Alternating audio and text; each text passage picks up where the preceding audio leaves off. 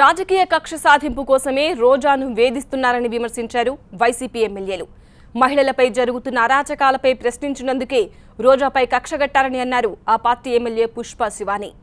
రోజా suspension వెనక్కి తీసుకోకపోతే ప్రభుత్వం ఇబ్బందులు ఎదుర్కొంటుందని హెచ్చరించారు వైసీపీ ఎమ్మెల్యేలు.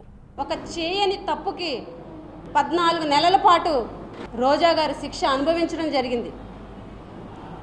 ఈరోజు మళ్ళీ కొత్తగా సంవత్సరం ముందు ఏదైతే ముఖ్యమంత్రి గారిని రోజా గారు ఏదో అన్నారు అని వాళ్ళు అనుకొని సస్పెండ్ చేశారో అదే రోజు అనిత గారి విషయంలో జరిగినటువంటి సంఘటనని మళ్ళీ తెర మీదకు తీసుకొచ్చి ఇంకొక సంవత్సరం రోజా గారిని సస్పెండ్ చేస్తారు అని అంటున్నారు అనంటే ఈ ప్రభుత్వం మహిళల పట్ల ఎంత దారుణంగా బిహేవ్ చేస్తుందన్నది ప్రతి ఒక్కరు కూడా గమనించాల్సిన ఇటువంటి విషయం.